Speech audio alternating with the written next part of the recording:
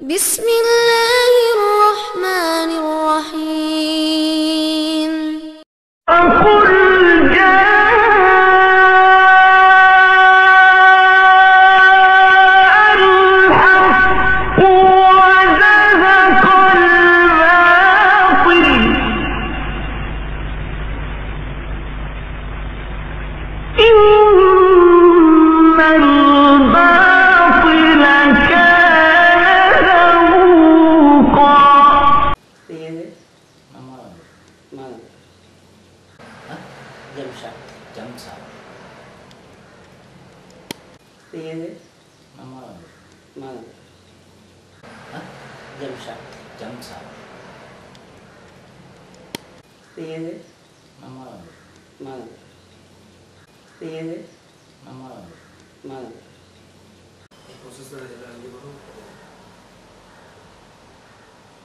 சரி சரி சரி என்ன விஷயம்டா இங்கே உங்களோட வீட்டில் இந்த நிகழ்ச்சி நடக்கிறதுக்கு காரணம் உங்களோட வேண்டுகோள் தான்.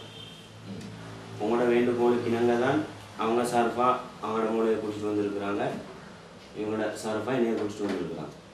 நீங்கள் உங்களோட வேண்டுகோள் என்னன்றதை என்ன செய்யணும், பதிவு செஞ்சால் தான் பேசும்பொழுது என்ன செய்யணும். சரி சரி பேசுங்க.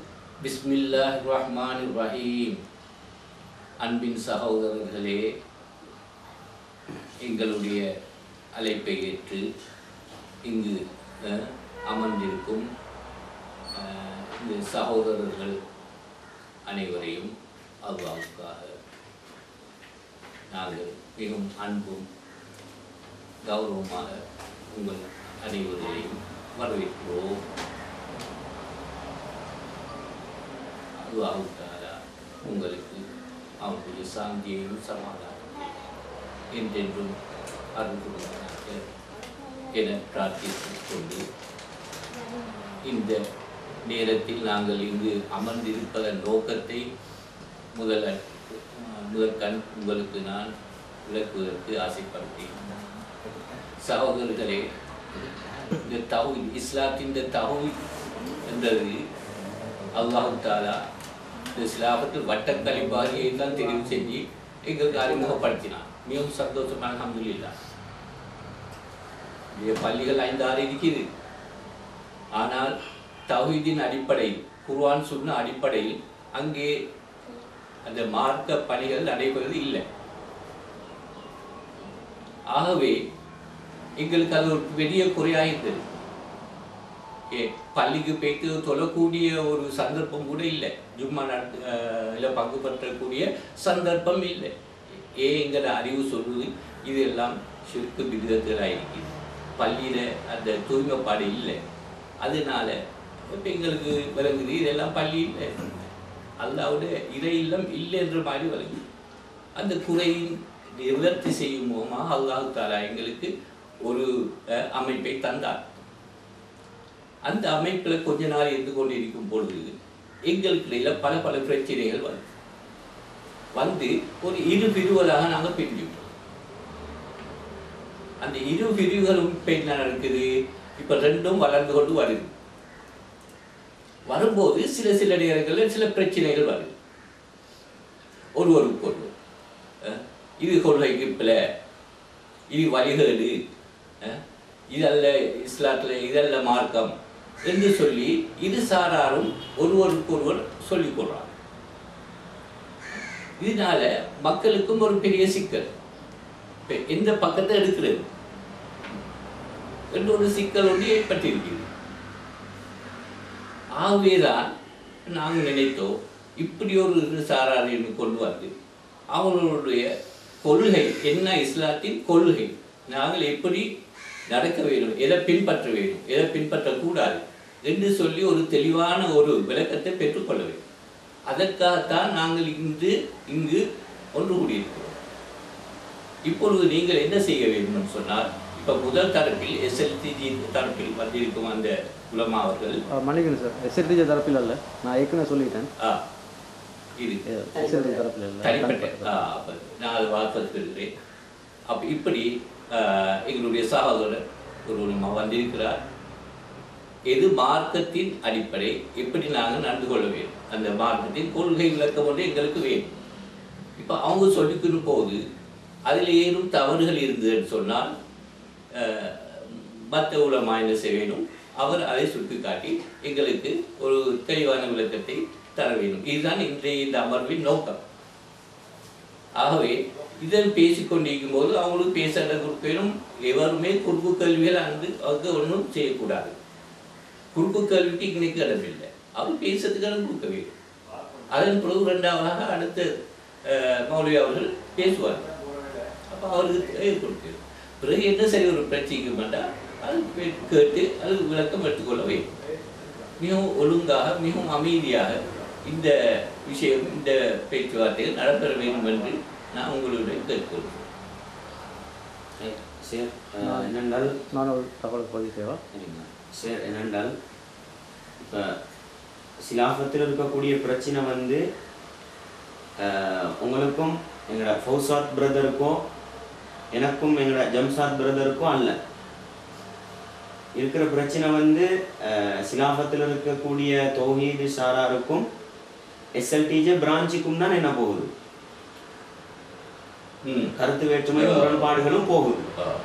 அப்ப இதுல வந்து எஸ்எல்டிஜே சம்பந்தம் இல்லைன்னு பேசுறது என்ன அவ்வளவு ஆரோக்கியம்.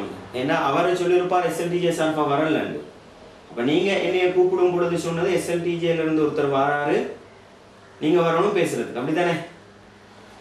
இல்லைன்னா நான் யாரோடய போய் பேச வேண்டிய அவசியம் இல்லை. எனவே எஸ்எல்டிஜே சார்பா வந்திருக்கிறதுனால தான் நான் வந்திருக்கிறேன் பேச. இல்லாண்டா எனக்கு உங்களோட பேசி போக இருந்துச்சு. எனவே இங்கே எஸ்எல்டிஜே சம்பந்தம் இல்லைன்றதுக்கான காரணம் என்ன? சரி, நான் சொல்கிறேன். இந்த விஷயத்தை ஆரம்பித்தது வந்து உண்மையிலே நான் தான். சில வேலை சார் சொல்லியிருப்பார். நான் தான் சார்கிட்ட சொன்னேன், சூனியன் சம்பந்தமாக அன்றைக்கி ஒரு தலைப்பில் மௌலை முர்ஷித் அப்பாசி அவர்கள் உரை நடத்தினாங்க. அந்த உரை சம்பந்தமாகவும் இன்றைய இலங்கையில் உலகளாவிய ரீதியில் மிக பிரமாண்டமாக பேசப்படக்கூடிய ஒரு தலைப்பாக சூனியம் இருக்கிறதுனால இந்த சூனியம் தலைப்பில் பேசுகிறதுக்கு ஒருத்தர் இருக்கிறார். அவர் என்னோட அறிமுகமானவர். அவரை நான் கூட்டிகிட்டு வரேன் சேரையில்னு சொன்னாக்கா முர்ஷித் அப்பாசி அவர்களை ஒரு டேட்டை போட்டு அலைவிங்க அப்படின்னு சொன்னேன். அப்போ சொல்லும்போதே நான் தெளிவாக சொன்னேன், இது எஸ்எல்டிஜே என்று நீங்கள் சொல்லக்கூடாது, இது எஸ்எல்டிஜேக்கும் இதுக்கும் சம்மந்தம் இல்லை. இல்லை, இப்போ சப்ஜெக்ட் என்னன்னாலும் இப்போ எங்களுக்கும் முரண்பாடு இருக்கிறதும் டிஎன்டிஜே பிரான்ச் எஸ்எல்டிஜே இல்லை. எனவே இங்கே வந்த வாதம் என்னன்னு சொன்னால் இங்கே சிலாஃபத்தில் இருக்கக்கூடிய எஸ்எல்டிஜே பிரான்ச்சு தான் எங்களுக்கும் தௌஹீதுக்கும் இடையில பிரச்சனையாக இருக்குது. எனவே இப்போ நீங்கள் எனக்கு சொல்லணும் என்னென்றால் எஸ்எல்டிஜே சம்பந்தம் இல்லைன்னு சொல்கிறதுக்கு என்ன காரணம்? எஸ்எல்டிஜே ஊடாக நான் வந்து இந்த இது வந்து ஒழுங்கு பண்ணல. நான் சொல்லிக்கிறேன். இப்போ இந்த விவாதம் வந்து பொறுத்தவரையில் வந்து மௌலை முர்ஷித் அப்பாசி அவர்களுக்கும் எனக்கும் முதல் கருத்து மாற்றம் அல்லது என்ன சொல்கிறது நேரடியாக இல்லாட்டியாலும் இதுக்கு முன்னுக்கு நடந்திருக்கு. கருத்து பரிமாற்றங்கள் நடந்திருக்கு. முகநூல் வழியாக அதிகமாக நாங்கள் 2 பேரும் பேசியிருக்கோம், மனைவி நினைக்கிறேன். எனவே இது வந்து உதாசீனப்படுத்தி போகிற ஒரு சப்ஜெக்ட் இல்லை.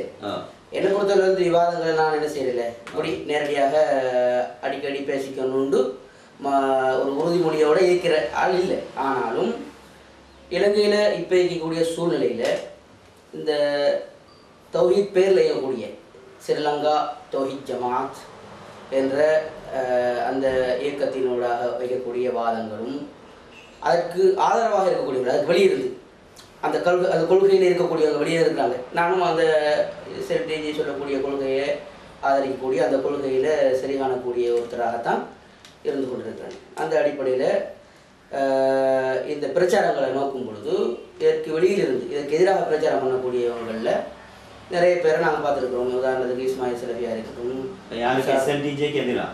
அவங்களோட கொள்கைக்கு எதிராக அன்சார் மௌலவி அவராக இருக்கட்டும், அல்லது நீங்கள் முர்ஷித் அப்பாசி அவராக இருக்கட்டும், பிரச்சாரம் பண்ணிட்டு வாரீங்க. இதில் வந்து என்னை பொறுத்தவரை வந்து இவங்கெல்லாம் வந்து ஒரு பக்கத்தில் இருந்துக்கிட்டு விவாதம் பண்ணுறதால எந்த வித நேர அணுகுமுறையையும் அடைய முடியாது. இவர் ஒரு ஸ்பீச்சில் ஒரு மேடையில் போவார், பேசிட்டு போயிடுவார், எஸ்எல்டிஜிக்கு எதிராகவோ அல்லது அவங்களோட கொள்கைக்கு எதிராகவோ, அந்த கொள்கையில் இருக்கிறவங்களுக்கு எதிராகவோ அந்த கொள்கையையோ இதெல்லாம் பேசிட்டு போயிடுவார். அதுக்கப்புறம் அவங்க ஒரு மேடை போடுறது என்பது ஒரு ஆரோக்கியமான ஒரு முடிவுக்கு வழிவகுக்க போகிறது இல்லைங்கிறது விளங்குது. ஒரு முடிவு காரணம்னு சொன்னால் அல்லது முடிவுன்னு சொன்னால் நான் சொல்கிறேன் இவங்கெல்லாம் ஒன்றா ஆகணுன்றல்ல, மக்களுக்கு ஒரு முடிவு தெளிவு யார் நேரம் இருக்கிறது எது சரி எது பிறண்டு அறிஞ்சு கொள்றதுக்கும் இந்த விவாதங்களை தனித்தனி மேடைகளில் பண்ணுறவங்களில் யார் ஆரோக்கியமான ஆய்வு ரீதியான விவாதங்களை பண்ணுறாங்கிறத அறிஞ்சு கொள்றதுக்கும் மேடை ஒரு களம் அமைச்சு கொடுக்கும், வழிவகுத்து கொடுக்கும், தெளிவு கொடுக்கும். மேடை நேரடியாக ஃபேஸ் டு ஃபேஸ். அந்த அடிப்படையில் வந்து ஒரு சில நேரத்தில் அது நல்ல ஒரு அபிப்பிராயத்தை ஏற்படுத்தணும், சில நேரத்தில் மனக்கசப்பை ஏற்படுத்தலாம். நல்ல அபிப்பிராயத்தை ஏற்படுத்தியிருக்கு சில விவாதங்களில். உதாரணத்துக்கு நம்மளோட நூர் முகமது பாக்கர் ஜகாத் சம்பந்தமாக விவாதித்தார் பிஜேயோட. அதுக்கு முன்னுக்கு அவர் இந்த நிலப்பாடு வேறு, அதுக்கு பிறகு இந்த நிலப்பாடு வேறு. அதே மாதிரி இப்போ நீங்கள் இப்போ சகோதரர் ஃபௌசாத் அவர்கள் தான் என்னை வந்து விவாதத்துக்கு அழைச்சார். இப்படி சொல்லி தான் அழைச்சார். நாங்கள் எஸ்எல்டிஜே உத்தியபூர்வமாக இந்த விவாதத்தை நடத்தையில் அதன் ஊடாக நாங்கள் போகலை. நீங்கள் ஜம்ஷாத் என்ற தனி மனிதரும் முர்ஷித் அப்பாசி என்ற தனி மனிதரும் தான் விவாதிக்க போகிறீங்க. நாங்கள் அதுக்கான ஏற்பாடுகளை என்ன செய்கிறோம், ஒருத்தர் ஊடாக நம்மளோட சேரை தான் சொல்லிப்பாங்கன்னு நினைக்கிறேன். அப்போ அவரோடாக நாங்கள் செய்கிறோம் அப்படின்னு சொல்லியிருந்தாங்க. அந்த அடிப்படையில் நானும் வந்துருக்கேன். இப்போ வரைக்கும் எனக்கு தெரியும். இப்போ நீங்கள் கேட்ட கேள்வி ஜம்ஷாத் பிரதர் தந்தது என்னன்னு சொன்னால், ஃபௌசாத் பிரதர் தந்தது என்னன்னு சொன்னால் எஸ்எல்டிஜே சம்பந்தம் இல்லாமல் தனி மனிதனாக பேசுறது தந்திருக்கு. நான் என்ன சொல்ல வரேன்னா, தனி மனிதர் பேசும் பொழுது உங்களோட பேசுறதுல எனக்கு என்ன இல்லை, எந்த ஒரு தேவையும் இல்லை. தனி மனிதர் வரும் பொழுது சேருக்கு பேசுறதுல எந்த தேவையும் இல்லை. இந்த சேருக்கு தேவை என்னன்னா, இங்க இருக்கிற எஸ்எல்டிஜே பிரான்ச் சத்தியத்தில் இருக்குதா வழிகாட்டுல இருக்குதா? நான் ஏன்னால் இப்ப நம்ம நடத்தின பயான் இருக்கு தானே, குர்ஆன் சுன்னாவுக்குள் மனித சிந்தனையா, அதுல கூட நம்ம வெளிப்படையா என்ன சொன்னோம், எஸ்எல்டிஜே டிஎன்டிஜேன்னு சொன்னோம். நாங்கள் கேள்வி கேட்கும்பொழுது தெளிவா சொன்னோம். எனவே அவர் அந்த பயானை டாக்கெட் பண்ணி தான் என்னைய கூட்டிட்டு வாங்கன்னு சொல்லியிருக்கிறார். எனவே இங்கே எனக்கு சொல்லணும் என்னன்னு சொன்னா, இதுல முக்கியமா ஜம்ஷாத் பிரதர் இந்த ஃபௌசாத் பிரதர் வந்து எஸ்எல்டிஜே சம்பந்தம் இல்லைன்னு சொன்னதுனால, ஏன் இதுக்கு எஸ்எல்டிஜே சம்பந்தம் இல்லை. இப்போ நாங்கள் இன்னைக்கு பேசுறதுனால சரி நீங்கள் ஒரு விஷயத்தை விளங்கணும். இப்போ நாங்கள் இன்னைக்கு பேசுனதுனால இப்போ எஸ்எல்டிஜேக்கு என்ன, எஸ்எல்டிஜே பிரான்ச்சுக்கு ஒரு முடிவு இல்லை, ஜம்ஷாத் பிரதருக்கு தான் என்ன வரப்போகுது, முடிவு வரப்போகுது. ஆனால் உங்களுக்கு வந்து ஜம்ஷாத் பிரதர் டாக்கெட், உங்களுக்கு தேவை இங்கே இருக்கிற எஸ்எல்டிஜே. அதுக்கு ஒரு அவங்க சத்தியத்தில் இருக்கிறாங்களா அசத்தியத்தில் இருக்கிறாங்களா ஒரு முடிவு வேணும் உங்களுக்கு. அதுக்கு தானே நீங்கள் என்னைய கூப்பிட்டீங்க, அப்படித்தானே என்னோட பேசி நீங்கள் அன்றைக்கிறவு, அப்படித்தானே ஃபௌசாத் பிரதர் பேசிட்டு போனது கூட நாங்கள் இங்கே வந்தோம். அப்போ நீங்கள் என்கிட்ட சொன்னது என்னன்னா, எஸ்எல்டிஜே வந்து இங்கே இருக்குது, பிரான்ச் இருக்குது, நான் அவங்களோட கொள்கை என்ன சரியா பிள்ளையா அதை விளங்கி கொள்றதுக்கு தான் இந்த இடத்துக்கு வரணும் நீங்கள். எனவே எனக்கு ஜம்ஷாத் பிரதரை விளங்கணும்னு எனக்கு ஃபேஸ்புக் முடிவில் விளங்கிடலாம். அவர் என்ன கருத்து சொன்னார், என்ன பதில் சொன்னார், எனக்கு என்ன பேசினார், நான் அவருக்கு என்ன சொன்னது எனக்கு தெரியும். இப்போ திறந்தாலும் என்ன செய்யலாம், ஃபேஸ்புக்கில் அதை பார்த்துக்கலாம். இப்போ இன்னைக்கு வந்து எஸ்எல்டிஜே சார்பா வாரன்னு சொன்னதுனால தான் நானும் கஷ்டப்பட்டு என்ன செஞ்சிருக்கிறேன். வந்துரு இங்கே வந்துக்கிட்டு எஸ்எல்டிஜே சம்பந்தம் இல்லைன்னா அதுக்கு என்ன காரணம், அதை கொஞ்சம் சொல்லுங்க. அது வந்து எஸ்எல்டிஜே நீங்கள் விவாதிக்கிறதுக்கு கேட்குறேன்னு சொன்னால் அல்ஹம்துலில்லாஹ் நானும் அதை வர வைக்கிறேன். அதை வந்து இப்பயே என்ன செய்வோம், அது ஒரு ஏற்பாடு பண்ணுவோம். அது ரெடி தான். நீங்கள் எஸ்எல்டிஜே சார்பாகத்தானே இந்த இடத்துக்கு வாரணுங்களே. அது வந்து நீங்கள் சொல்லுங்க, அதுதான் பேச போகிறேன். சார்பாக வார விஷயத்தை பற்றி சொல்றேன். கம்யூனிகேஷன் எனக்கு இவர் தந்த தகவல், நீங்க தனிப்பட்ட ரீதியாக வேலைக்கு போறீங்க முர்ஷித் மௌலவியோட, இவர் சேர்ந்து கொடுத்த தகவல் தனிப்பட்ட ரீதியில எஸ்எல்டிஜே சார்பு இல்லாம தனிப்பட்ட ரீதியில இவங்க விவாதிக்க போறாங்க, அதுக்கு ஏற்பாடு பண்ணுங்க. சரி, உங்களோட அப்படியே இதுல ஏதோ ஒரு சூழ்நிலை அவர் எனக்கு தெளிவு இல்லை, அது எப்படி நடந்ததுன்னு சொல்லி இந்த மைண்ட்ல தெளிவுபட நான் சொன்னது இப்படி தலையங்கம் கொடுக்க சொல்ல, இங்க நீங்க கொள்கை பிள்ளைன்னு தானே சொல்றீங்க. என்ன எங்கட கொள்கை, உங்களோட கொள்கை என்ன, என்றதை நீங்க எங்கட கொள்கை என்ன உங்களோட கொள்கை என்னன்றது ஜம்சாத் பிரதருடைய முர்ஷித் அப்பாஸ்லயும் கொள்கை அல்ல அப்படிதான் இல்ல இஸ்லாம் என்ன சொல்லுங்க அடிப்படை இஸ்லாம் இப்ப நாங்க தவறு செய்தேன்னு சொன்னா வழிகட்டுல போறோம்னு சொன்னா இல்ல மத்த குழு தலைவர்ல போறோம்னு சொன்னா அதை விளக்க வேணும். அது காரணம் நீங்க இந்த மாதிரி நடந்து கொள்றீங்க அதைத்தான் எங்களுக்கு சொல்லிட்டாங்க. இதுல வந்து முர்ஷித் அப்பாஸ் அவரோட கொள்கையில வந்து பல விஷயங்கள்ல நான் முரண்பாடுறேன். நீங்க வந்து முரண்படுறது ஒரு பக்கம் வைங்க. நான் பேசி முடிக்கிறேன், நீங்க பேசுறீங்க. நான் பேசி முடிச்சிருக்கிறேன். என்னன்னா எஸ்எல்டிஜே சம்பந்தம் இல்லன்னு ஒண்ணு சொல்லி என்ன அதுக்கு தேவை சார் நான் தெளிவா சொல்லுங்க. நான் தெளிவா சொல்லாதீங்க. சொல்லுங்க. கொஞ்சம் இல்ல எனக்கு விளங்கிய மாதிரி நீங்க யார் உங்களோட கொள்கை என்னன்னு கொஞ்சம் சொல்லுங்க. எந்த கொள்கை வந்து நான் இப்ப சொன்னேன் பேசும்போது ஸ்ரீலங்கா தௌஹீத் ஜமாத் சொல்லக்கூடிய கொள்கைகளை ஆதரிக்கக்கூடிய ஒருத்தர். நீங்க சொல்லியது எஸ்எல்டிஜியோட இந்த கொள்கை தான் சொல்லிங்க. அதே கொள்கை தான் சொல்றேன். அப்ப சரிதானே. சரி அப்ப அவர்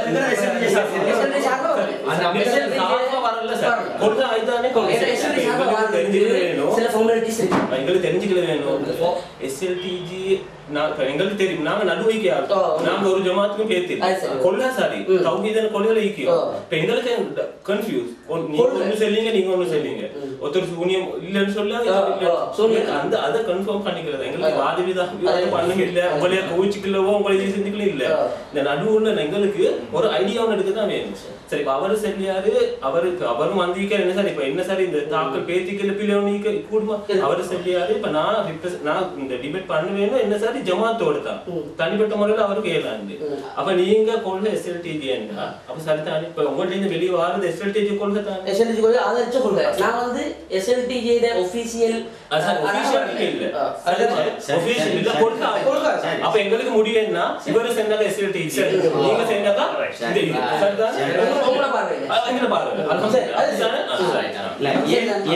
கேட்டேன்னு சொன்னா அதுக்கு நான் சொல்லிக் கொள்ளணுமே. என்னன்னா நம்ம வந்து ஒர்க் ஷாப்ல அதுல வந்து நம்ம பேர்வலையில வந்து ஒரு சில சகோதரர்களை பேசுறதுக்கு எங்கட நியாஸ் சிராஜி போன்றவர்கள் அழைக்கும் பொழுது அதுல சொன்னது என்னென்றால் தனிப்பட்ட ரீதியில பேசுறதாக இருந்தாலும் நீங்க வந்து என்ன செய்யணும் எஸ்எல்டிஜே கடிதம் கொடுக்கணும் அப்படிதான் சொன்னாங்க. யாருக்கு? பேர்வலை அவர் தௌஹீத் ஜமாத் உறுப்பினரா? யாரு? தௌஹீத் ஜமாத் உத்தியோகபூர்வ உறுப்பினரா? அவங்க அப்படிதான் சொல்லுவாங்க. நான் உத்தியோகபூர்வ உறுப்பினர். அப்ப அங்க வந்து சொன்னாங்க என்னன்னா தனிப்பட்ட ரீதியில் இப்படி உட்கார்ந்து பேசுறதாக இருந்தாலும் நீங்க எங்க அனுமதி எடுக்கணும். ஹெட் ஆபீஸ்ல அனுமதி எடுக்கணும்டா. ஆனா இங்க வந்து ஹெட் ஆபீஸ்ல அனுமதி இல்லாம சிலாஃபத் எஸ்எல்டிஜே பிரான்ச்சோட என்ன செஞ்சிருக்கீங்க பேச வந்திருக்கிறீங்கன்றதுதான் என்ன? இல்ல முரண்பாடு இல்ல. நீங்க முரண்பாடு விளங்குறீங்களா? இல்ல அதுதான் எனக்கு விளங்குதோ. அது என்னன்னு சொன்னா இத ஒரு விஷயத்தை சொல்லிட்டு இருப்பாரு. சரி அதாவது இப்ப நம்ம வந்துட்டோம், ரெண்டு பேரும் மீட் பண்ணிட்டோம், நம்ம ரெண்டு பேரும் ஃபேஸ்புக்ல விவாதிக்கக்கூடிய ஆட்கள். என்ன விஷயம் சொல்லிட்டா நீங்க சூரியத்தை என்ன செய்றீங்க ஏற்றுக்கொண்டீங்க, நான் சூரியத்தை மறுக்கிறோம், சூரியத்தை தாக்கம் இருக்கிறீங்க, அதைத்தான் பேச போறோம். இதுதான் மெயின் டாபிக். இவங்களும் இதுதான் எதிர்பார்க்குறாங்க. சரி இதுல வந்து நம்ம பெரிய ஆர்கியூமெண்ட் பண்ண தேவையில்லை நினைக்கிறேன். ஆனா நீங்க கேட்கிற கேள்வி என்னன்னு சொன்னால் அந்த பேர்வலை பிரான்ச்சில் இருக்கக்கூடிய எஸ்எல்டிஜி சகோதரர் வந்து தனிப்பட்ட ரீதியில் விவாதத்துக்கு போனாலும் எஸ்எல்டிஜி ஹெட் ஆஃபீஸில் அனுமதியோட தான் போகணும்னு எஸ்எல்டிஜியை வந்து ஒரு கோட்பாடு வச்சுக்கிறாங்க. அதுக்கே எங்க பயணப்படல ஜம்சாத் அகமது ஜம்சாத் வந்திருக்காரு. நீங்க ஃபௌசாத் பிரதர் சார்பா எஸ்எல்டிஜே பிரான்ச் சார்பா வந்திருக்கீங்க. நீங்க எப்படி சொல்றது தெரியுமா? இது ஒரு போஸ்ட்மேனாகத்தான் இவர் செயல்படுறார். என்னென்றால் எஸ்எல்டிஜி உறுப்பினர் ஒருத்தர் தனிப்பட்ட ரீதியாக விவாதம் பண்ண போனால் அந்த நீங்க சொன்ன பேர்வலையில் உள்ளவருக்கு பொருந்தும். நான் எஸ்எல்டிஜி உறுப்பினர் அல்ல. எத்தனை சொல்றேன் நாங்க வந்து வாட்ஸ்அப்ல கூப்பிட்டது எஸ்எல்டிஜி சார்பா வாங்கண்டல்ல விளங்குதா? நீங்க வந்து பேர்வலையில என்ன செய்யுங்க ஒரு ஏற்பாடு பண்ணுங்க, நாங்க உட்கார்ந்து பேசுவோம் சொன்னது. அதுக்கு அவங்க இப்ப இங்கேக்கு சொன்னவங்களே இங்க குடம்பட்டாங்களே அதே கோரிக்கை தான். ஆனா அங்க லெட்டர் கொடுங்க அதே கோரிக்கைன்னு சொன்னா ரெண்டு வித்தியாசம். என்ன நான் சொல்றது விளங்குதா? அதாவது பேர்வலையில் இருக்கிற சகோதரர் எஸ்எல்டிஜியோட உறுப்பினருக்கு அவர் என்ன செய்யணும் தனிப்பட்ட ரீதியாக போறதா இருந்தாலும் ஹெட் ஆஃபீஸில் அனுமதி எடுக்கணும். நீங்க உறுப்பினர்? நான் உறுப்பினர் அல்ல, நான் ஒரு வெளியே உள்ள ஜமாத்துக்கு வெளியே உள்ள எந்த ஜமாத்துலையும் இல்லை. நான் கொள்கை ரீதியாக அவங்களோட உடன்பாடுறேன். அந்த அடிப்படையில் எனக்கு அந்த இது கட்டுப்படுத்தாது. சரி உங்களுக்கு எஸ்எல்டிஜி எதுவும் கட்டுப்படுத்தாது, அந்த ரூல்ஸ் எல்லாம் கட்டுப்படுத்தாது. இப்போ இவரோட ஷெஃப் நம்ம பேசுறதுல என்ன வேலை இருக்குன்னு கேக்குறேன்.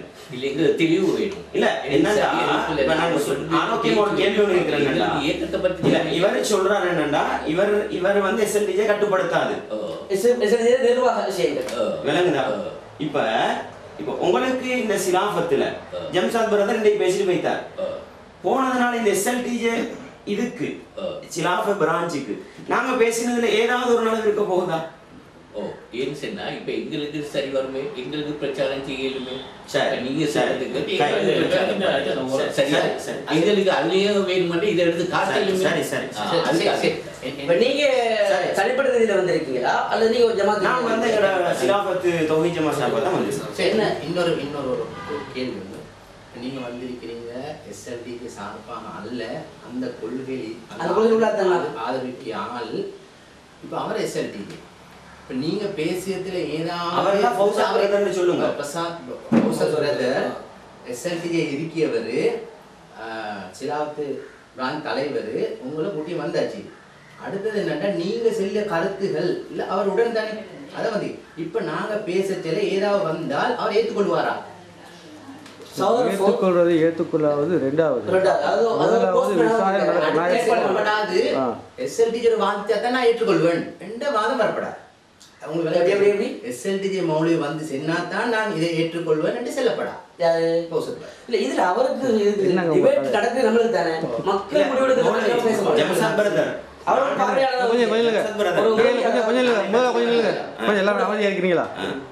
ஒரு இலங்கையிலேயும் உலகளாவிய ரீதியிலையும் ஒரு பிரம்மாண்டமான ஒரு தலைப்பாக போய்கொண்ட இருக்கக்கூடிய ஒரு சூனியன் தலைப்பு. இந்த தலைப்பில் வந்து கருத்து முரண்பாடு இருக்கிறத இவர் எங்களோட கொள்கையில் இருக்கிறதுனால இவர்கிட்ட தனிப்பட்ட ரீதியாக எனக்கு சம்பந்தம் இருக்கிறதுனால நீங்கள் முர்ஷித் அப்பாஸியோட விவாதம் பண்ண தயாரான்னு நான் கேட்டேன். அவர் ஓகேண்டாரு. அதுக்கு பிறகு சேருக்கிட்ட அறிவிச்சேன், சார் இப்படி தான் விஷயம், ஒரு ஆள் இருக்கிறாரு, நான் கூட்டிக்கிட்டு வரேன், அவங்க 2 பேரும் விவாதம் பண்ணட்டும், முர்ஷித் அப்பாஸி கிட்ட சொல்லுங்கள், எஸ்எல்டிஜே சார்பாக இது இல்லை, தெளிவாக அவர்கள் சொன்னேன். சில வேளை சேர் மறந்திருந்தாலும் நான் தெளிவாக இருந்ததாக நான் உத்தரவாதம் தரேன், சரியா சொல்லி போட்டு சொன்னேன். அவர்கிட்ட யாருன்னு சொல்லாதீங்க, நான் யாரை கூட்டு வரணும்னு சொல்லாதீங்க, உங்களுக்கும் சார் நான் சொல்லலை யாருன்னு சொல்லி இந்த விஷயத்தை நடத்துவோம்னு சொல்லி. அப்போ இந்த விஷயத்தில் நடத்துறதுக்கு உடன்பாடுக்கு சும்மா அவசியமற்ற கேள்விகளை கேட்டு வந்து இன்னைக்கு குழப்பமான இல்லை விஷயம் நடக்கட்டும், சரியா? இது அவசியமற்ற கேள்வின்றதை விட நீங்க எப்படி சேர சந்திச்சு பேசினீங்களோ அதே மாதிரி சிலாஃபத் தௌஹீத் ஜமாத் சார்பா நான் வந்து பேசின நேரம் அவர் என்கிட்ட நாங்க தலைப்பை கூட வெளிப்படையாக கேட்டேன் எதுல பேசுறது. அப்ப அவங்க சொன்னது என்னன்னா சேருக்கு வந்து என்ன இங்க இருக்கிறது வந்து எஸ்எல்டிஜே பிரான்ச் இருக்குது. அவர் வந்து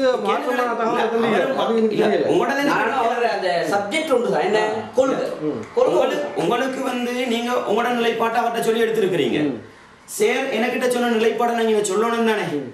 எனவே அவர் என்ன சொன்னார்னு சொன்னா இங்க இருக்கிறது எஸ்எல்டிஜே இதுவும் அடுத்த தௌஹீத் ஜமாத். என்ன சப்ஜெக்ட்னு சொன்னா இப்ப நீங்க வந்திருக்கிறது எஸ்எல்டிஜே சம்பந்தம் இல்லை, ஆனா நீங்க தான் சிலாஃபத் எஸ்எல்டிஜே தலைவர், அப்படிதானே?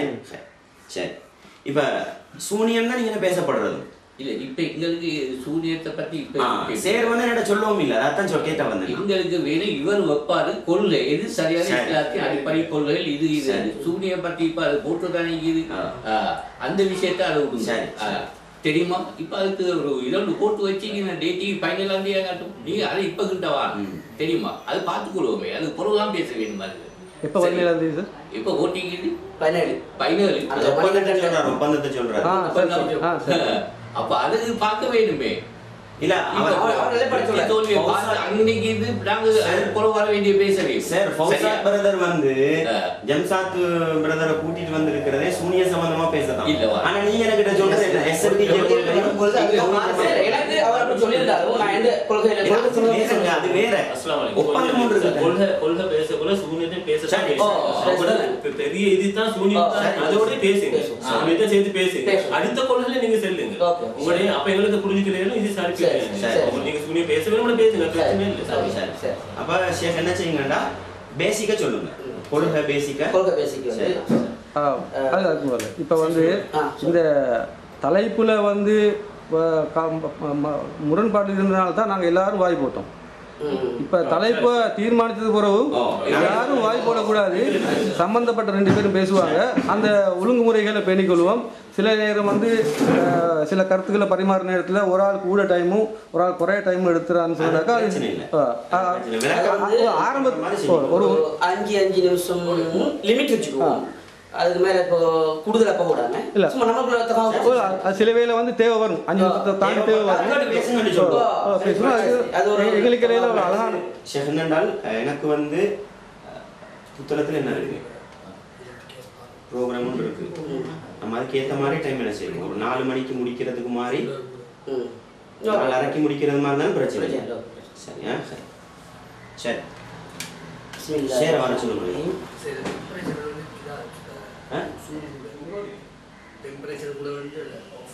ஆஃப் ஆகல சரி சரி பண்ணிக்கங்க إن الحمد لله نحمده ونستعينه ونستغفره ونعوذ بالله من شرور أنفسنا ومن سيئات أعمالنا من يهده الله فلا مضل له ومن يضلل فلا هادي له وأشهد أن لا إله إلا الله وحده لا شريك له وأشهد أن محمدا عبده ورسوله يا أيها الذين آمنوا اتقوا الله حق تقاته ولا تموتن إلا وأنتم مسلمون يا أيها الناس اتقوا ربكم الذي خلقكم من نفس واحدة وخلق منها زوجها وبث منهما رجالا كثيرا ونساء واتقوا الله الذي تساءلون به والأرحام إن الله كان عليكم رقيبا يا أيها الذين آمنوا اتقوا الله وقولوا قولا سديدا يصلح لكم أعمالكم ويغفر لكم ذنوبكم ومن يطع الله ورسوله فقد فاز فوزا عظيما أما بعد மேலான இஸ்லாமிய சகோதரர்களே அல்லாஹு தஆலா எமக்கு அளித்த இந்த வாய்ப்பை நாங்கள் சரியான முறையிலே பயன்படுத்துவதற்காக வேண்டி ஒரு விவாதம் ஒன்றை இன்று ஏற்பாடு செய்திருக்கின்றோம். இந்த விவாதத்தில் அகமது ஜம்ஷாத் ஆகிய நானும் இலங்கையில் பிரச்சார பணியை மேற்கொள்ளும் முர்ஷித் அப்பாசி மௌலவி முர்ஷித் அப்பாசி அவர்களும் இந்த விவாதத்தில் கலந்து கொண்டு எதிரணியில் அவர் இருக்க நான் அவருக்கு எதிராக இருக்க இந்த விவாதத்தை செய்ய இருக்கின்றோம். இந்த விவாதத்தில் நாங்கள் ஆரம்பத்தில் முர்ஷித் அப்பாசி அவருடைய வேண்டுகோள் அவருடைய பிரச்சார பணியில் அவருடைய ஸ்பீச்களில் எடுத்து பார்க்கும் பொழுது அவர் முக்கியமாக இந்த மாற்றுக் கருத்துடையோரோடு சூனிய சம்பந்தமாகத்தான் முதலில் பேச வேண்டும் என்ற வாதங்களை அவர் எடுத்து வைத்ததன் அடிப்படையில் தான் நாங்கள் இன்று முர்ஷித் அப்பாசி வருவதால் அவரிடம் நாங்கள் அவரை பேசிய கிளிப்பை போட்டே அவர் சூனிய சம்பந்தமானது தான் முக்கியமானது என்ற அவர் கருத்தை வைத்து விவாதிப்பதற்காக தயாராக இருந்தோம். இருந்தாலும் இந்த விவாதத்தை ஏற்பாடு செய்தவர்களில் ஒருவரான எங்களுடைய சார் அவர்கள் இரு சகோதரருடைய கொள்கைகளை மையப்படுத்தி அடிப்படை கொள்கைகளை தெளிவுபடுத்துமாறும் அதோடு ஒத்துப்போகக்கூடிய வாதங்களை வைக்குமாறும் வேண்டிக் கொண்டதால் சூனியத்தோடு மையப்படுத்தாமல் அதை மட்டும் பேசாமல் ஒட்டுமொத்த கொள்கையையும் சேர்த்து பேசுவதற்காக இந்த விவாதத்தை நாங்கள் தயார் பண்ணியிருக்கிறோம். அந்த விவாதத்தை ஆரம்பிக்கும் முகமாக நான் இப்பொழுது எனது வாதங்களை எடுத்து வைக்க இருக்கிறேன்.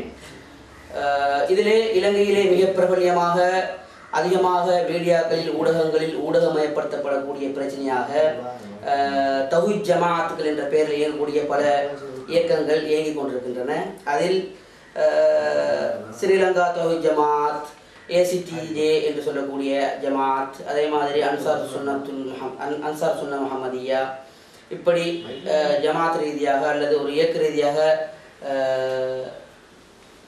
ரீதியாக கொள்கை வகுத்தவர்களும் இருக்கிறார்கள். தனிப்பட்ட ரீதியாக பிரபல்யமான அன்சார் மௌலவி, அதே போன்று எங்களுடைய இஸ்மாயில் சலஃபி போன்றவர்களும் பிரச்சார பணிகளில் ஈடுபட்டுக் கொண்டிருக்கின்றார்கள். இவர்கள் எல்லோருடைய வாதங்களும் அதே போல சகோதரர் முர்ஷித் அப்பாசி அவர்களுடைய வாதங்களும் இஸ்லாமிய அக்கீதாவுக்கு முரண்படக்கூடிய பல விடயங்களை உள்ளடக்கி இருப்பதனால் அந்த அவர்களுடைய கோட்பாடுகளையும் அவருடைய அக்கீதாவையும் எதிர்த்து பிரச்சாரம் செய்து வருகிறேன். நானும் முகநூல் வழியாக அதிகமாக பிரச்சாரம் செய்து வருகிறேன். இந்த பிரச்சாரத்தில் முதலாகவே இந்த விவாதத்தை நேரடியாக சகோதரர் முர்ஷித் அப்பாசி அவர்களோடு ஃபேஸ்புக் முகநூல் வழியாக நடந்த விவாதம் இப்பொழுது நேரடியாக நடத்துவதற்கான சந்தர்ப்பம் அமைந்துள்ளது. அல்ஹம்துலில்லாஹ். இப்பொழுது சகோதரர் முர்ஷித் அப்பாசியுடைய முதலாவது கொள்கை தெளிவை நான் சொல்லிவிடுகிறேன். சகோதரர் முர்ஷித் அப்பாசிர கொள்கைன்னு நீங்க பேசுறீங்க. இப்போ நான் உங்கள்கிட்ட வைக்க போறது என்னன்னா டிஎன்டிஜே எஸ்எல்டிஜே எல்லாம் நீங்கள் உங்களோட பயானம் நான் கேட்டும் இல்லை, உங்களோட கொள்கையை நான் பார்த்ததும் இல்லை. நீங்கள் என்ன செய்யுங்கன்னா ஒன்றோ எஸ்எல்டிஜேல கொள்கையை நீங்கள் பேசுங்க, அல்லது டிஎன்டிஜியோட கொள்கை ரெண்டும் என்ன செய்யுங்க, பெஸ்ட்டுக்கு பேசுங்க. பேசினா என்ன செய்யும், எங்களோட கருத்து என்னன்றது வரும். அதுதான் பேசு. இப்போ கொள்கை ரீதியான கொள்கைகளை தெளிவுபடுத்துங்கன்னு சொன்ன அடிப்படையில் எமது கொள்கை என்னன்னு சொன்னாக்கா, முஸ்லிம்களாகிய நாம் அல் குர்ஆன் சுன்னா, குர்ஆனும் ஆதாரபூர்வமான ஹதீஸ்களும் தான் மூலாதாரம் என்ற அடிப்படையில் இஸ்லாமிய அக்கீதாவையும் அதனோடு இருக்கக்கூடிய ஷரியா கோட்பாடு நடைமுறை கோட்பாடுகளையும் ஈமானுடைய கோட்பாடுகளையும் நம்ப வேண்டும் என்ற அடிப்படையில் நாங்கள் பிரச்சாரம் செய்கிறோம். அந்த கொள்கையை நம்புகிறோம். அது பல பேர் குர்ஆன் சுன்னா என்று சொன்னாலும் நாங்களும் அவர்களும் வேறுபடுவது எந்த விடயத்தில் என்று சொன்னால், நாம் சொல்கிறோம் அல் குர்ஆனும் சுன்னாவும் மாத்திரம்தான் இஸ்லாமிய மூலாதாரம். அதிலிருந்து தான் ஆதாரங்கள் பெறப்பட வேண்டும். அதிலிருந்து தான் அக்கீதாவும் ஷரியாவும் அல்லாஹ் பற்றிய நம்பிக்கையும் ரசூல் ஸல்லல்லாஹு அலைஹி வஸல்லம் அவர்கள் நமக்கு காட்டித்தந்த நம்பிக்கைகளையும் நாங்கள் நம்ப வேண்டும், ஆதாரங்களாக எடுக்க வேண்டும் என்ற ரீதியில் நாங்கள் பிரச்சாரம் பண்ணுகின்றோம். அது மட்டும்தான் என்ற பிரச்சாரம் பண்ணுகின்றோம். இது அல்லாத பல இயக்கங்கள் உள்ளன. அதில் சிலர் அதல்லாத இஜ்மா கியாஸ் போன்ற ஆதாரங்களை எடுப்பார்கள். சிலர் இதில் முக்கியமாக தௌஹீத் ஜமாஅத் என்று சொல்லக்கூடிய சில அமைப்புகள் இதில் பல முரண்பட்ட கொள்கையில் இருக்கின்றார்கள். குர்ஆன் சுன்னா தான் என்று சொல்லிவிட்டு அதனை விளங்குவது சலஃபுகளுடைய வழிமுறையில் தான் விளங்க வேண்டும் என்றும், அதல்லாமல் அதில் சிலர் கியாஸும் மூலாதாரம் தான் என்ற அடிப்படையில் பிரச்சாரம் பண்ணுகிறார்கள்.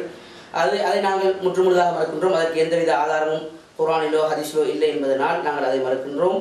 அது இஸ்லாமிய அடிப்படை கொள்கைக்கு மாற்றமாக உள்ளது. இஸ்லாமிய அடிப்படை கொள்கைகளை விளங்குவதற்கு அது தடையாக உள்ளது. ரசூல் ஸல்லல்லாஹு அலைஹி வஸல்லம் அவர்கள் எச்சரித்த விடயங்கள் அதில் உள்ளடக்கப்பட்டிருக்கிறது. எனவே அதை நாங்கள் மறுக்கின்றோம். அதோடு சேர்த்து இப்பொழுது எமது கொள்கையிலே சில தெளிவுகள் வேண்டும். குர்ஆன் சுன்னா என்றால் என்ன என்ற தெளிவுகளிலே சில குழப்பங்கள் மக்கள் மத்தியிலே பிரச்சாரம் பண்ணப்படுகிறது. ஒரு முக்கத்திமா கொஞ்சம் கூட ஒரு 300 மாதிரி. இந்த கொள்கை கோட்பாட்டில் பலர் தௌஹீத் இயக்கங்கள் இருந்துகிட்டே தடம் புரண்டு இருக்கின்றார்கள். அதுக்கான காரணம் அவர்கள் சரியான முறையிலே குர்ஆன் சுன்னாவை விளங்காததன் காரணமாகவே அந்த அவ்வாறான ஒரு தடம் புரளில் அவர்கள் சிக்கியுள்ளார்கள். நாம் சொல்கிறோம் குர்ஆன் சுன்னாவும் என்று சொன்னால் குர்ஆன் எமக்கு பிரதான ஆதாரமாக இருப்பது போல குர்ஆனுக்கு ஒத்துப்போகக்கூடிய ஹதீஸ்களும் பிரதான ஆதாரம் என்று சொல்கிறோம். குர்ஆனுக்கு முரண்படக்கூடிய அடிப்படை இஸ்லாமிய அகீதாவுக்கு முரண்படக்கூடிய கருத்துக்கள் ஹதீஸ் என்ற பெயரில் வந்திருந்தால் நாம் அதை ஏற்றுக்கொள்ள மாட்டோம். ஹதீஸ்கள் சனது அதாவது அறிவிப்பாளர் வழியாக மாத்திரம் ஏற்றுக்கொள்ளப்படுவது அல்ல, அறிவிப்பாளர் வழியாகவும் அதோடு சேர்த்து ஹதீஸின் உள்ளடக்கமான மத்தன் என்ற மத்தன் வழியாகவும் தான் ஹதீஸை ஏற்றுக்கொள்ள வேண்டும் என்ற கருத்தில் நாம் இருக்கின்றோம். இதற்கு மாற்றமான கருத்தில் தான் சகோதரர் முர்ஷித் அப்பாஸியும் அவர்களோடு இருக்கக்கூடிய சரி ஓகே. எமது கொள்கையில இந்த குர்ஆனுக்கு முரண்படக்கூடிய ஹதீஸ்கள் சனத் அடிப்படையில் சரியாக இருந்தால் கூட மத்தன் ரீதியாக குர்ஆனுக்கு முரண்படக்கூடிய பல அம்சங்கள் இருந்திருந்தால் நாங்கள் அதை மறுக்கக்கூடியவர்களாக இருக்கிறோம். இது இஸ்லாமிய அடிப்படையில் இருந்து பேசக்கூடிய அக்கீதாவில் இருந்து பேசக்கூடிய ஒரு கொள்கையாக இது இருக்கிறது என்பதை நாங்கள் தெளிவுபடுத்திக் கொள்கிறோம். இதன் அடிப்படையில் தான் நாம் மறுக்கக்கூடிய குர்ஆனுக்கு முரண்படுகிறது என்று மறுக்கக்கூடிய மிக முக்கியமான ஹதீஸ்களில் பல ஹதீஸ்கள் இருந்த பொழுதும் சூனிய ஹதீஸையே நாங்கள் பிரதானமாக எடுக்கிறதுக்கு காரணமாக இருப்பது அது இணை வைப்பை தூண்டக்கூடிய ஒரு சப்ஜெக்டாக ஒரு கொள்கையாக அது ஒரு கொள்கை கோட்பாட்டை தகவக்கூடிய ஒரு சப்ஜெக்டாக இருப்பதனால் கொள்கையோடு சம்பந்தப்படுது. நீங்க உங்களோட கொள்கையை விளங்கப்படுத்திட்டு எனக்கு ஒரு டைம் தாங்க, நான் கொள்கையை விளங்கப்படுத்தின ஒரு உள்ளுக்கு போங்க. கொள்கைக்குள்ள வரும் எங்களோட கொள்கைக்குள்ள வரும். சில பேர் அதை கொள்கை இல்லை ரெண்டாயிரத்தி விளங்கிட கூடாது. பேசிக் உங்களோட கொள்கை குர்ஆனை இப்படி ஏற்றுக்கொள்வோம் ஹதீஸை இப்படி ஏற்றுக்கொள்வோம்ன்றதை ஒட்டுமொத்தமா சொல்லுங்க. கொள்கையை சொல்லி போட்டு எனக்கு ஒரு டைம் தாங்க, நான் என்ன கொள்கையை சொல்றேன். அதுக்கு பிறகு எந்த ஹதீஸ் ஏற்றுக்கொள்றது எந்த ஹதீஸை மறுக்கிறது சூனியத்தை முகத்திமாவை ஒன்றோட முடிச்சுக்கோ ஒரு கிளிப்போட அதுல 2 துண்டை பிரிக்க தேவை இல்ல. முகத்திமாவை நீங்க கொள்கையை மட்டும் சொல்லுங்க. கொள்கை மொத்தமா குர்ஆனுக்கு முரண்படாத ஹதீஸ்னு சொல்லுங்க. அதாவது கொள்கை எதுங்கிறத நான் தான் சொல்லணும். நீங்க சொல்லித்தாரதை நான் சொல்லக்கூடாது. எந்த கொள்கையை மறுக்க போற ஹதீஸ்லாம் லிஸ்ட் கொள்கையில வருது. மறுக்க போற லிஸ்ட் நான் சொல்லல. எந்த கொள்கையில அது இருந்தா சொல்லுவேன். நீங்க மறுக்க கூடாது. உங்க கொள்கை இல்லையான்னு நீங்க வாதிக்க கூடாது. நீங்க எந்த கொள்கையை எனக்கு சொல்லி தரக்கூடாது. நான் தான் எந்த கொள்கையை நான் சொல்லணும். கொள்கை விளக்கம் விளங்குதா? கொள்கைன்றது பேசிக்ல நிக்கணும். எந்தெந்த ஹதீஸ்ன்றது அது உட்பிரிவா போகும். விளங்குதா? நீங்க அந்த அடிப்படையில முதலாவது சூனியன்ற ஹதீஸ்ன்றீங்க, ரெண்டாவது பால்குடி ஹதீஸ் அப்படியே போவீங்க.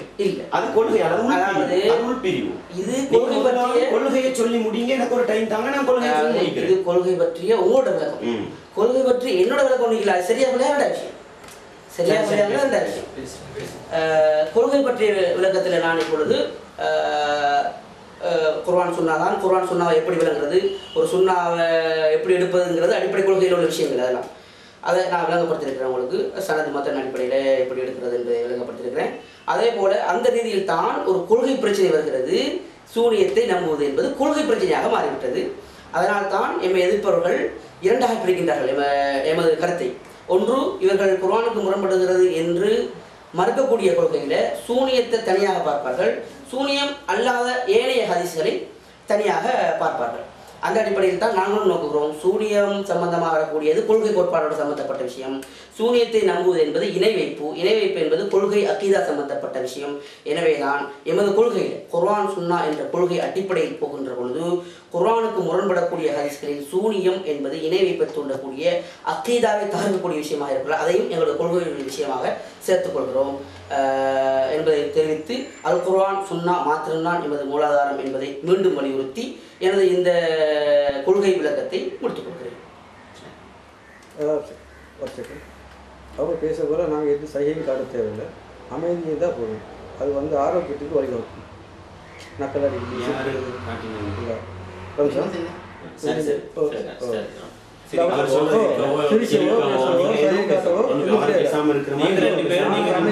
எல்லாரும் அமைதியா இருந்தா வந்து ஆரோக்கியமா இருக்கு.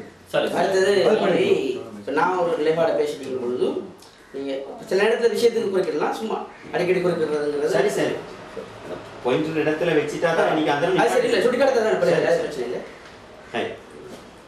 எங்கட கொள்கை அடிப்படையை பொறுத்த வகையில எங்கட ஜம்சாத் பிரதர் என்ன கொள்கையை சொன்னாரோ அதே கொள்கை தான் குர்ஆனும் ஹதீஸும், சஹீஹான ஹதீஸும் தான் என்ன எங்களுடைய அடிப்படை.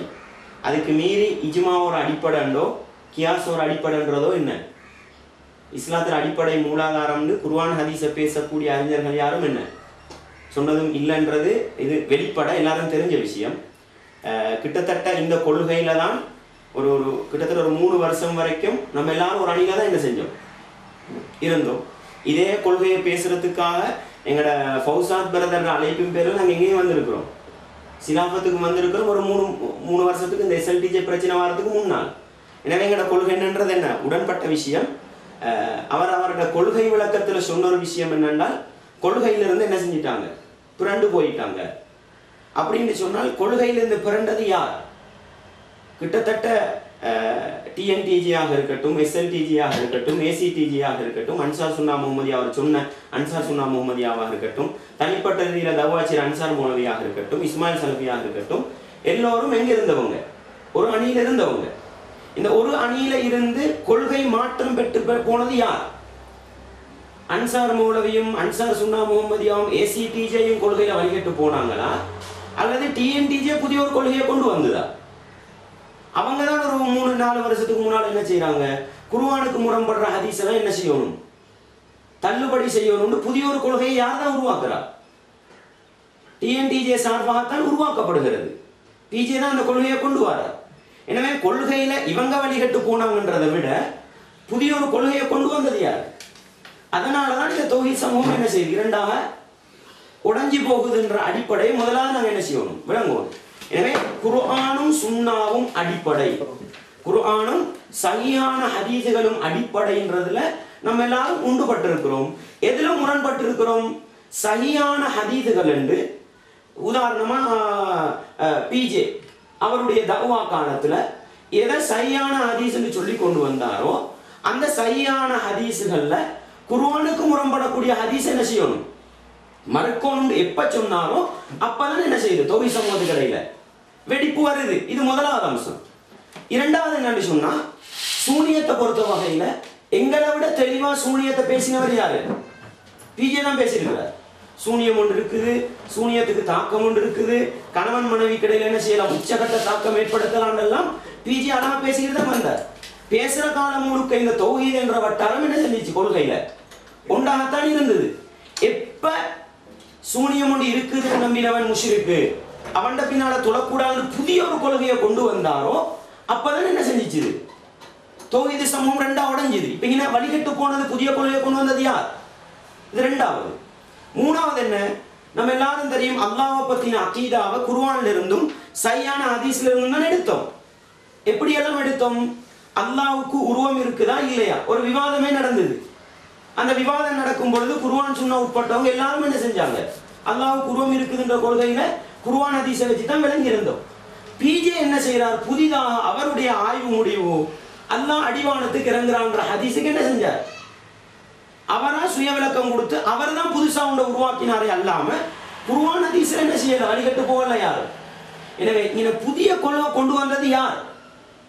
எனவே என்னுடைய இந்த கொள்கை விளக்கத்தில் நான் தெளிவாக சொல்றேன், குர்ஆனும் சுன்னாவும் சஹீஹான ஹதீஸுகளும் எங்களுடைய அடிப்படை என்பதில் தான் இலங்கையில் இருக்கக்கூடிய தௌஹீதி ஜமாத் எல்லாரும் என்ன செஞ்சாங்க, அது அன்சார் சுன்னா முகமதியாக இருக்கட்டும், ஏசிடிஜியாக இருக்கட்டும், எஸ்எல்டிஜி அல்லது இருந்த டிஎன்டிஜியாக இருக்கட்டும், எல்லாம் ஒன்றுபட்டிருந்தாங்க. பிஜே புது புது கொள்கையை வெளிப்படையாக கொண்டு வரும் பொழுது என்ன செஞ்சது, புதுசு வந்தது. புதுசு வந்தது யார பக்கத்தால, டிஎன்டிஜி எஸ்எல்டிஜி பக்கத்தால வந்து அவங்க தான் பிரிஞ்சு போனாங்களே அல்லாம கொள்கை ரீதியா வழிகட்ட நாங்க என்ன செய்யல, நானோ அல்லது அன்சார் மூலவியோ அல்லது இஸ்மாயில் சலபியோ அல்லது அன்சார் சுன்னா மூலவியோ புதிய ஒரு கொள்கையை என்ன செய்யல, உருவாக்கி கொண்டு வரல. பிஜே தான் புதிய ஒரு கொள்கை என்ன செஞ்சிருக்கிறார், உருவாக்கிட்டு டிஎன்டிஜே எஸ்எல்டிஜே தனிமைப்பட்டு போயிருக்கிறான்றதை ஜம்சத்து பிரதர் என்ன செய்யணும், ஒரு அடிப்படையா விளங்கி கொள்ளணும். அதுக்கு அடுத்த கட்டம் உங்களை கொள்கை சொன்னா என்ன, நான் விளங்கி கொள்ளணும் அப்படின்னு சொன்னாங்க. உங்களோட கொள்கை அப்படின்னு சொன்னேன். சரி, சூனியம் சம்பந்தமாக சொல்லும் பொழுது அவருடைய கொள்கை உட்பிரிவா சொன்னார். அது கொள்கை உட்பிரிவு தான் அவர் சொல்லிட்டார். அதுக்காக நானும் அதை சொல்லிட்டு என்ன செய்யறேன், என்ன சப்ஜெக்ட் என்ன தலை இதை கொள்கை விளக்கத்தை முடிச்சுக்கொள்றேன். சூனியம் சம்பந்தமாக சொல்லும் பொழுது அவர் என்ன சொல்றாருன்னா, அவங்க வந்து குர்ஆனுக்கு முரண்படக்கூடிய ஹதீஸ் எல்லாம் மறுப்பாங்க. இது வந்து டிஎன்டிஜே தலைவர் பிஜே உடைய 30 வருட தவா கால பகுதியில் இருந்ததான்னு கேட்டால் இருந்ததல்ல, மிச்சம் பின்னால 2004க்கு பின்னால வந்த ஒரு கொள்கை. எனவே அந்த புதிய கொள்கையின் அடிப்படையில் சூனியத்தை அவர் என்ன செஞ்சார், மறுத்தார். அவர் என்ன செஞ்சாரு, குர்ஆனுக்கு முரண்படுற ஹதீஸ் என்று சொல்லி ஹதீஸுகளை மறுத்து சூனியத்தை அதில் கொண்டு போய் சேர்த்தார். நாங்க என்ன தெரியுமா சொல்றோம், சூனியம்ன்றது குர்ஆன் சொல்லக்கூடிய உண்டு, அதுக்கு ஹதீஸ் என்ன துணை ஆதா சான்றாக நிற்குமே அல்லாமல் சூனியத்தை பத்தி அடிப்படையா பேசுறது குர்ஆன். சூனியத்தை மறுத்தா முதலாவது ஹதீஸை மறுக்கிறதல்ல, குர்ஆனை மறுக்கணும். எனவே சூனியம் ஒன்று இருக்குதுன்றதுக்கு ஆதாரமா நாங்க ஒட்டுமொத்தமா ஹதீஸை சொல்லல, முதலாவது நாங்க சொல்றோம் குர்ஆன் ஆதாரம். அவர் என்ன சொன்னார், அவங்களோட கொள்கை சொல்லி ஹதீஸ் சூனியம் ஒன்று இருக்குதுன்னு முரண்படுது, எனவே ஹதீஸை நாங்க ஒதுக்கினோம்டா. நாங்க சொல்றோம், நீங்க ஹதீஸை ஒதுக்கினோ ஒதுக்கலையோ குர்ஆன் சொல்லும் என்ன சூனியம் உண்டு இருக்குது என்று சொல்லுன்ற கொள்கையில நாங்க என்ன செய்யறோம் இருக்கிறோம். அந்த சூனியத்துக்கு அல்லாஹ் நாடினா என்ன இருக்குது, ஒரு தாக்கம் இருக்குதுன்றதை சொல்றோம் உண்டு. அவரோட கொள்கை விளக்கத்துக்கு உட்பட்ட என்னுடைய கொள்கை விளக்கத்தை என்ன செய்யறேன் நான் சொல்லி ஜம்சாத் பிரதருக்கு நான் நேரத்தை கொடுக்குறேன். சகோதரர் முர்ஷித் அப்பாசி அவர்கள் இந்த வாதத்தில் கொள்கை அவர் விளக்கத்தில் அவர் வந்து புதிய கொள்கை பழைய கொள்கை என்ற ரீதியிலே ஒரு விஷயத்தை முன்வைத்தார். உண்மையிலேயே வெளிப்படையாக புதிய கொள்கை என்பதன் அர்த்தம் வெளிப்படையாக பார்க்கும் பொழுது ஒரு வகையாக இருக்கும். அதை கொஞ்சம் ஆழமாக அல்லது கொஞ்சம் டீப்பாக யோசிக்கும் பொழுது அது இஸ்லாமிய நிழலின் கீழ் இஸ்லாமிய மூலாதாரங்கள் ரீதியாக நபி ஸல்லல்லாஹு அலைஹி வஸல்லம் அவர்கள் எதை புதியது இல்லை என்று சொன்ன ரீதியாக நோக்கும் பொழுது அது வித்தியாசப்படும். அதாவது எனக்கு ஒன்று புதுசாக இருக்கும், இஸ்லாமிய அடிப்படையில் அது புதுசாக இல்லையா அப்படின்னு பார்க்கும் பொழுது அது பழசாக இருக்கும். அப்படி சில விஷயங்கள் இருக்குது. அதாவது புதுசுன்று நாம் நினைக்கிற ஒன்று அல்லது நம்ம காண்ற ஒன்று இஸ்லாமிய அடிப்படையில் புதுசா பழசா என்று வித்தியாசப்படும். உதாரணத்துக்கு எனக்கு ஒரு ஹதீஸ் புதுசாக இருக்கு, அப்போ நான் அந்த ஹதீஸ் எடுத்து மக்களுக்கு பிரச்சாரம் பண்ணுவேன். மக்கள்கிட்ட இருக்காது அந்த விஷயம், நான் பிரச்சாரம் பண்ணுவேன். பிரச்சாரம் பண்ணும் பொழுது புதுசாக இருக்குது மக்களுக்கு. ஆனால் அந்த விஷயம் நானோ யாரோ அந்த விஷயம் அதில் இருக்கக்கூடிய விஷயம் ஆதாரபூர்வமானதா என்று பார்க்கின்ற பொழுதுதான் ஹதீஸில் ரசூல் ஸல்லல்லாஹு அலைஹி வஸல்லம் சொல்லியிருந்தால் அது வந்து பழசு, ரசூல் ஸல்லல்லாஹு அலைஹி வஸல்லம் சொல்லாத ஒரு பித்ஆவாக இருந்தால் அது புதிது அப்படி என்று சொல்லுவோம். எனவே அந்த அளவுகோல் புதுசாக ஒரு கொள்கை புதுசா பழசா என்பதை பார்ப்பதற்கான அளவுகோல் நேற்று சொன்னார் என்பது அல்ல, சொன்ன விஷயத்துக்கு குர்ஆன் ஹதீஸ்ல ஆதாரம் உண்டா இல்லையா என்ற அடிப்படையில் தான் ஒரு விடயம் புதிதாக மாறும். இது இந்த அடிப்படையில் தான் நபி ஸல்லல்லாஹு அலைஹி வஸல்லம் அவங்க சொன்னாங்க, முஹ்தஸாத் புதிதாக உருவாகக்கூடியவைகள் எல்லாம் பிதஅத் என்று சொன்னாங்க. பிதஅத்துகள் எல்லாமே வழிகேடு என்று சொன்னாங்க. வழிகேடு எல்லாமே நரகத்துக்கு விட்டு செல்லும் என்று சொன்னாங்க. இந்த காலத்திலையும் என்ன செய்யும், ஒருத்தர் வந்து புதுசாக ஒரு ஆய்வு செய்து ஒரு விஷயத்தை நம்மளுக்கு புதுசாக இருக்கும், ஆனால் அது ஹதீஸில் இருக்கா என்று தேடி பார்க்கின்ற பொழுது அது வந்து பழைய விஷயமாக இருக்கும். எனவே அந்த அவர் சொன்ன அந்த அடிப்படையை நான் என்ன செய்யறது, அந்த புதுசுக்கு பழசுக்கு கொடுத்த அந்த விளக்கத்தில் ஒரு வேளை தெளிவு இல்லாமல் இருக்கலாம். அந்த தெளிவை நான் என்ன செஞ்சேன் உங்களுக்கு தந்திருக்கிறேன். அதே போல் வந்து குர்ஆனுக்கு முரண்படுகிறது என்ற ரீதியில் நாம் சூனியத்தை மறுக்கின்ற விஷயத்தை வேறு ஒரு வகையாக சொல்ல முற்பட்டார். அதாவது சூனியத்தை நாம் குர்ஆனும் ஹதீஸிலும் இருந்து நாங்கள் நம்புகிறோம், இவர்கள் குர்ஆனில் மட்டும் நம்புவதனால் ஹதீஸை மறுக்கிறார்கள் என்ற ரீதியிலே சொல்ல வந்தார். எப்படி அதாவது குர்ஆனுக்கு முரண்படுகிற, குர்ஆனில் சூனியம் இருக்குது அதையே நம்புவோம், ஹதீஸ்லேயே சூனியம் சம்பந்தமாகக்கூடிய நம்புவோம், ஆனால் இவர்கள் குர்ஆனில் உள்ளதை நம்பிட்டு ஹதீஸை மறுக்கிறாங்க என்றதில் நீங்கள் சொன்னீங்க. அப்படி சொல்லலை. எப்படி சொல்லி சொன்னது என்ன, நீங்கள் உங்களோட வாதத்தில் வச்சிங்க, நீங்கள் குர்ஆனுக்கு முரண்படும் ஹதீஸ் எல்லாம் மறுப்பீங்க, அந்த பட்டியலில் முதல் ஹதீஸா சூனியம் இருக்குது, எனவே சூனியம் சம்பந்தப்பட்ட ஹதீஸை மறுத்தோன்னு நீங்கள் வாதம் வச்சிங்க. அதுக்கு தான் நான் சொன்னேன், உங்களோட கொள்கை குர்ஆனுக்கு முரண்படுதுன்னு சூனியம் சம்பந்தப்பட்ட ஹதீஸை மறுத்தீங்க. எங்களோட கொள்கை என்னண்டா, நீங்கள் ஹதீஸை மறுத்தாலும் சூனியம்ன்றத குர்ஆன் பேசியிருக்குது, எனவே நீங்க குர்ஆனுக்கு முரண்படுதுன்னு சூனியத்தை மறுக்க தேவையில்லை, நாங்க சொல்றோம் குர்ஆனுக்கே சூனியம் இருக்குதுன்னு சொல்றோம்னு நான் சொன்னேன். அதுக்கு நீங்க அந்த அவர் சொன்ன வாதத்தில் இருந்து என்ன சொல்ல பிழையாக புரியப்பட்ட வாதமாக நான் கருதுகிறேன். எவ்வாறு என்று சொன்னால், சூனியத்தை நாங்க மறுக்கிறதுங்கிறத சரியா புரியணும். ஒருவர் மேலோட்டமாக ஒரு வார்த்தையை சொன்னால் அதன் உள் அர்த்தங்களை அவர் விளக்குவார், விளக்கி இருப்பார். எப்படி விளக்கி இருந்தால் அதிலிருந்து தான் அவர் அந்த சொல்ல விளங்கணும். நாங்கள் சூனியத்தை மறுக்கிறோம் என்பதன் அர்த்தம், சூனியம் என்ற ஒன்றை அல்லாஹ் விளக்கியது அல்லாமல் வேறு வகையில் புரிவதை நாங்கள் மறுக்கிறோம். சூனியம் என்று குர்ஆன்ல வந்திருக்கும், சூனியத்தை அல்லாஹ் தஆலா இதுதான் சூனியம், சூனியண்டா இப்படித்தான், சூனியண்டா இப்படித்தான் என்று குர்ஆன்ல பல இடங்களில் சொல்லியிருப்பான். இந்த பல இடங்களில் சொன்னவைகளை எடுத்து கோர்த்து பார்க்கின்ற பொழுது சூனியத்துக்கு இவர்கள் கொடுக்கக்கூடிய விளக்கத்துக்கு மாற்றமாக இருக்கும். உதாரணமாக, சூனியத்தினால் ஒருவரை பாதிப்பு ஏற்படுத்தலாம், ஒருவருக்கு பாதிப்பு ஏற்படுத்தலாம் என்று இவர்கள் நம்புகின்ற கோட்பாட்டை எடுத்து வைக்கின்ற பொழுது குர்ஆனிலே இப்படி ஒன்றுக்கு ஆதாரமே கிடையாது. குர்ஆனில் சூனியத்துக்கு அது ஏமாற்று வித்தை, அது வந்து காட்சிக்கு என்ன செய்யும், இது ஒரு வகையாக காட்சிக்கு தான் புலப்படும், அப்படி உண்மையிலேயே அப்படி இருக்காது. யுகைய நிலைகி, அதாவது கற்பனைக்கு தான் அப்படி இருக்கும். அப்படி சூரியத்தை பற்றி பேசும்பொழுது அதே மாதிரி எஃபிக்குன்னு சொல்கிறாங்க, அதாவது சூரியக்காரர்கள் செய்வதை எஃபிக்கின் இஃபுக் என்ற வார்த்தை மூலமாக அது வந்து போலியானது, அது வந்து இட்டுக்கட்டப்பட்டது என்ற ரீதியிலே சூனியத்துக்கு விளக்கம் கொடுக்கின்ற பொழுது அல்லாஹ் தஆலா விளக்கமாக இருக்கிறது. அதே போன்று மூசா நபிமார்கள் வந்து சத்தியத்தை சொல்லுகின்ற பொழுது சத்தியத்துக்கு எதிரான சொல்லான இது சிஹர், இது ஒரு சூனியம் என்ற ரீதியிலே அதை பாவித்ததை காண்கிறோம். நான் சத்தியத்தை கொண்டு வருகின்ற பொழுது சிஹர் என்று சொல்கின்றீர்களா என்று மூசா நபி கேட்ட ஆதாரங்கள் எல்லாம் குர்ஆனுக்கு விளக்கமாக இருக்கிறது.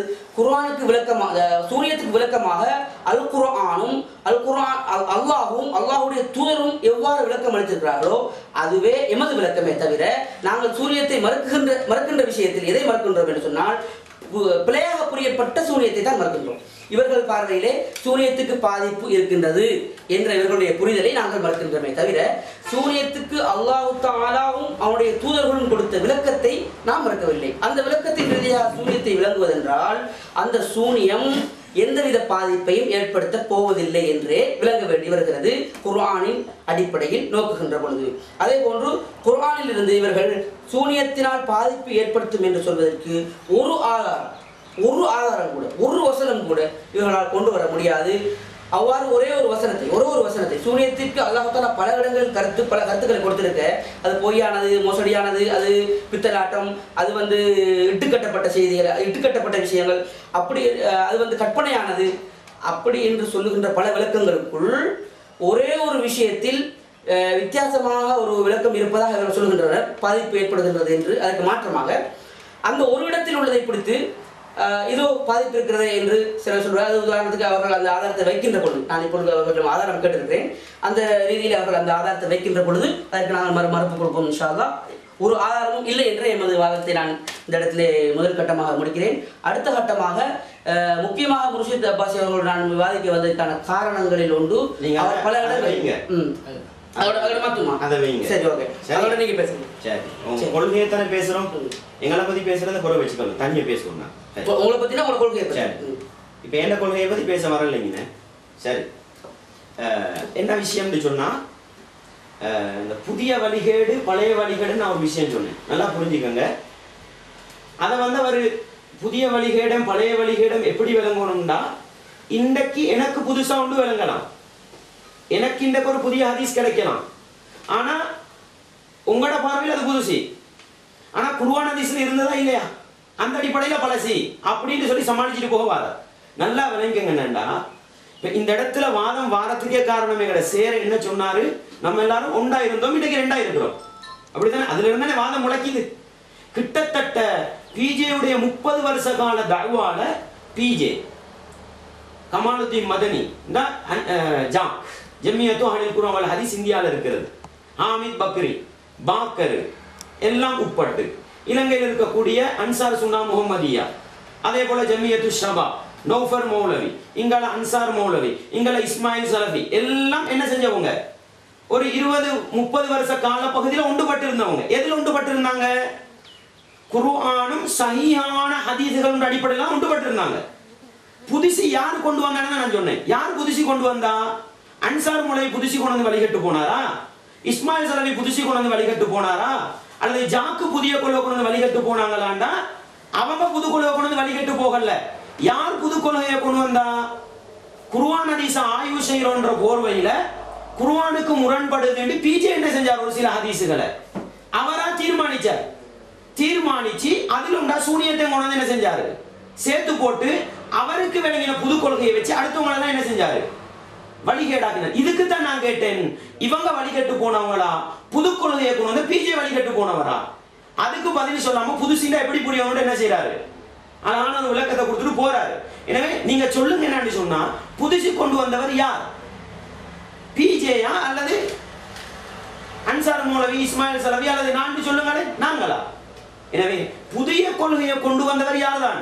அது எந்த அளவுக்கு கொண்டு சொன்னா, நீங்க எந்த ஹதீஸ் குர்ஆனுக்கு மறுக்கிற எந்த ஹதீஸை பார்த்தாலும் சூனியத்தை பார்த்தாலும் நேரடி ஆதாரம் காட்ட மாட்டாங்க. எல்லாம் வலிஞ்சி கஷ்டப்பட்டு உருவாக்கி எடுத்த ஆதாரங்கள் தான் என்ன செய்வாங்க, கஷ்டப்பட்டு தான் மறுப்பாங்க. எனவே என்ன சுருக்கம்டா, சஹீஹான ஹதீதுகள் என்ற அந்த வட்டாரத்தில் இருந்து பிஜே எப்படி வெளியே போனாருண்டா, சஹீஹான ஹதீதுகளில் குர்ஆனுக்கு முரண்படுவதை தூக்குவோண்டு வெளியே போனார்.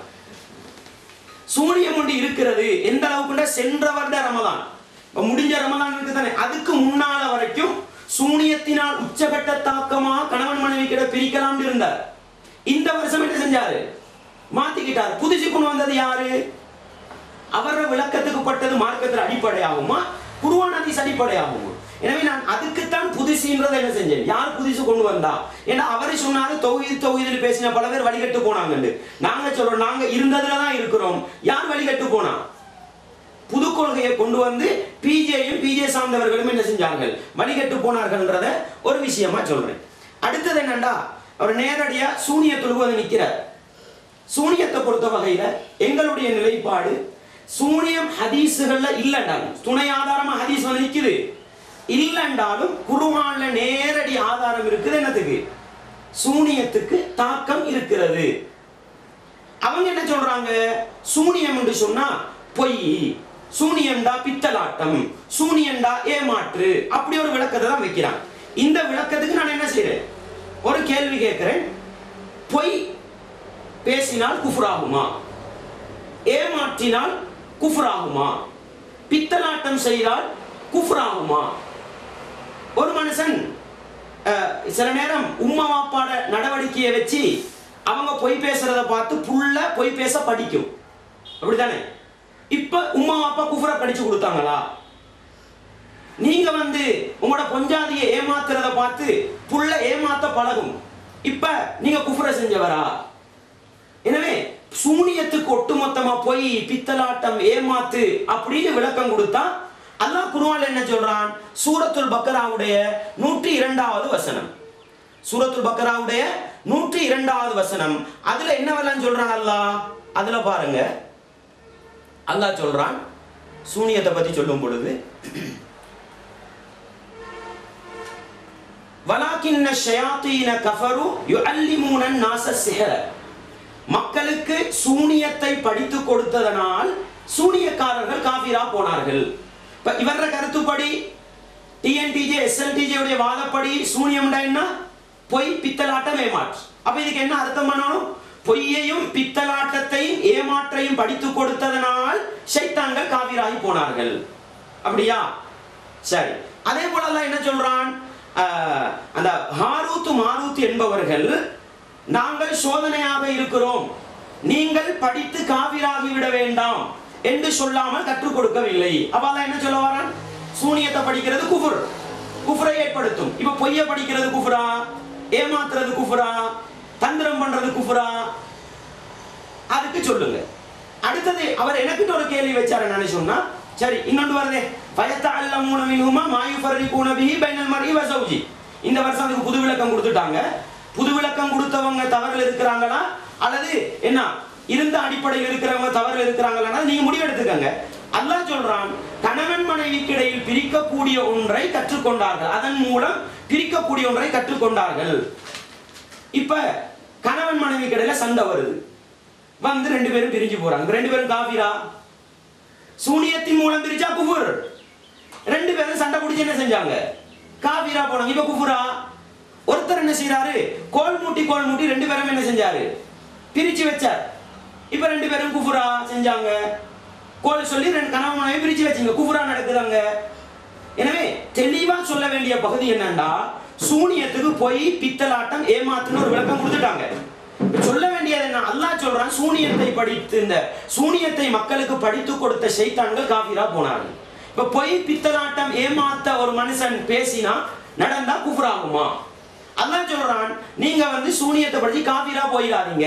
பொய் பித்தலாட்டம் தந்திரம் பண்ணினவன் காஃபிரா போயிடுவானா?